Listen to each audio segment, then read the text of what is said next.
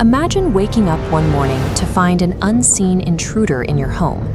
Only they haven't broken into your house, they've moved directly into your body, entirely undetected. Deep in the ocean reef, a large snapperfish swims. Its gills flare open and shut, drawing oxygen in a steady rhythm. Gills are a biological necessity, the non-negotiable price of survival. But they function as wide-open doors. They are heavily vascularized, lined with dense networks of blood vessels that provide a direct, unshielded pathway into the fish's internal systems. Because the fish must keep these doors open to breathe, it possesses an unavoidable structural blind spot. And lurking in the water, a highly specialized predator is waiting to exploit it. Meet Cymothoa Exigua. It is a tiny, pale crustacean that swims rapidly through the dark water, locking its sights on an unsuspecting host. Timing its approach perfectly, the parasite waits. As the gills open wide, it slips smoothly inside the dark cavern, leaving no trace. Once inside, it doesn't stay hidden in the respiratory system. Using sharp, sickle-like claws, it drags itself forward, crawling upward through the wet, flushy tunnels of the throat. The creature bypasses the stomach entirely and stops at the base of the mouth, a location where the host lacks any physical way to reach, scratch, or dislodge an intruder. Sitting safely inside the jaw, the invader begins a systematic mechanical attack. It reaches forward and clamps its hooked legs deep into the soft tissue at the base of the fish's tongue. This anatomical diagram shows how the parasite feeds. It severs the specific blood vessels supplying the tongue, inducing localized tissue necrosis.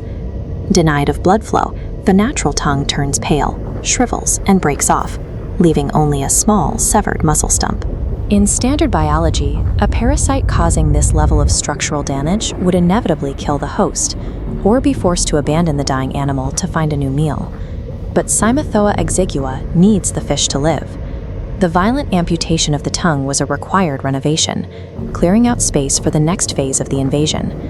The parasite adjusts its position to align with the empty lower jaw and locks its legs firmly into the remaining muscle stump.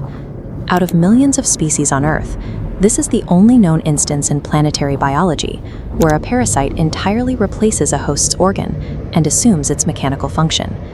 Through this forced symbiosis, the fish continues to survive. It swims and hunts normally, actively using the hard shell of the crustacean to grip and swallow prey exactly as it used its original tongue. In exchange for functioning as a living prosthetic, the parasite takes a metabolic toll. Every time the fish eats, the creature skims a tiny microshare of the incoming food and fish mucus to sustain itself. The invader and the host become irreversibly fused into a single working machine, blurring the biological boundary between two distinct species. The engineering of this takeover hides a darker biological motive. The massive creature currently functioning as the tongue is strictly female. If you trace the path back to the gill arches from the initial breach, you'll find multiple smaller, dark male parasites still clinging to the tissue, lurking in the shadows.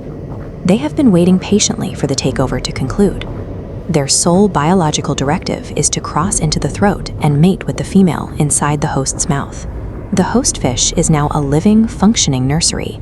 Its own body provides the physical structure and environment for its attackers to raise the next generation.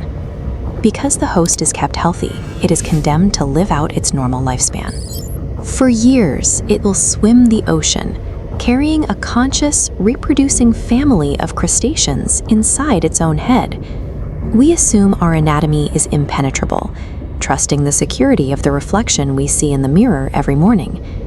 Consider this the next time you look into your bathroom mirror and open your mouth to check your teeth.